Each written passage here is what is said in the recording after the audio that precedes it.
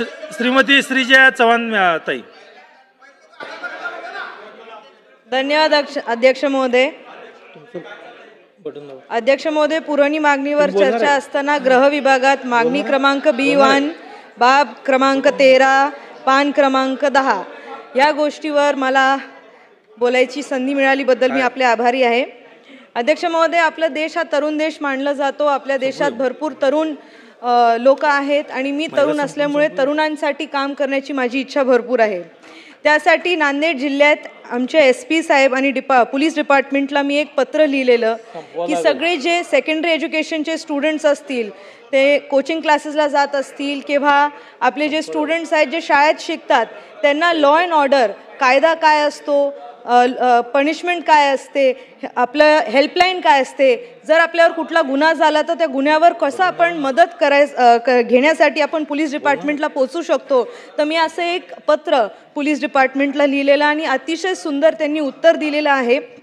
त्या उत्तरात त्यांनी एक निर्भया प्रोग्राम मिशन हा सुरू केलेला आहे आणि आता तो आमच्या जिल्ह्यात सुरू आहे। अतिशय सुंदर प्रोग्राम असल्यामुळे त्यात महिलांची छेडछाड जर होत असेल किंवा कौटुंबिक अत्याचार काय होत असेल, मुलांची रॅगिंग जर होत असेल, तर कोणते कोणते नियम आहेत आणि कोणते कोणते हेल्पलाईन आहेत हे सगळे स्टुडंट्सला पोहोचवण्यापर्यंत त्यांचा हा कार्यक्रम मिशन निर्भया सुरू झालेला आहे। माझी राज्य सरकारला विनंती आहे की हे आपण राज्यभरात असं कार्यक्रम लावून राज्यभरातले जे स्टुडंट्स असतील त्यांना असे वेगळे वेगळे नियम, लॉ अँड ऑर्डर काय असतो, कायदा काय असतो, कुठलं हेल्पलाईन आहे ह्याची अवेअरनेस जाणून करून द्यावी, याची मी राज्य सरकारला विनंती करते आणि त्याच्यासाठी जे काही निधी लागणार आहे हा मिशन चालू करण्यासाठी ती निधी उपलब्ध करून देण्याची विनंती करते। पुरवणी मागण्यावर गृह विभागात मागणी B1 बाब क्रमांक 16 पान क्रमांक 12। नांदेड जिल्हा हा आकाराने आणि लोकसंख्याने सुद्धा मोठा आहे। 16 तालुके आणि 36 पोलीस स्टेशन्स आहेत।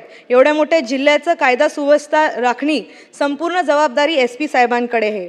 नांदेड शीख धर्माचं पवित्र स्थान मानलं जातं। तेलंगणा आणि कर्नाटकाचं बॉर्डर आहे, सेन्सिटिव्ह एरिया आहे। कमर्शियल आणि एज्युकेशनल हबमुळे त्याचं पॉप्युलेशन आणि पॉप्युलॅरिटी सुद्धा आज वाढलेली आहे। त्यामुळे नांदेड शहरासाठी 12 पोलीस ठाणे समावेश असलेले नवीन पोलीस आयुक्तालय स्थापना करण्यात प्रस्ताव शासनाला सादर झालेले आहे। सादर प्रस्तावाला शासनाने तातडीने मान्यता द्यावी, अशी आवश्यक ती निधी उपलब्ध करून द्यावी अशी मी विनंती करते। कृषी विभागात बोलताना मागणी क्रमांक B3 बाब क्रमांक 46 पान क्रमांक 31। नांदेड जिल्ह्यात केळी हा मोठ्या प्रमाणात उगवलं जातं।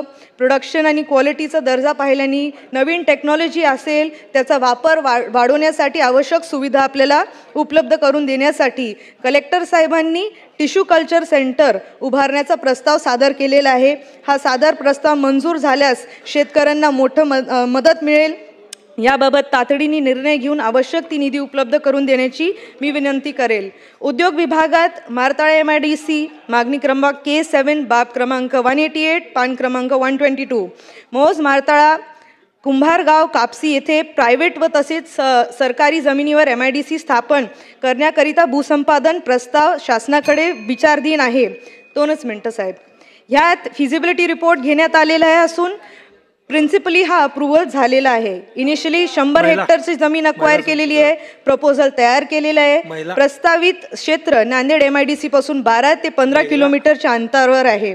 या ठिकाणी MIDC सुरू केल्यास उद्योजकांसाठी सोयीचे असल्याने भूसंपादन आवश्यक निधी उपलब्ध करून देण्याची MIDC तातडीने सुरू करण्याची आवश्यकता आहे। ही माझी आग्रहाची मागणी आहे। मी इतकंच बोलते। धन्यवाद।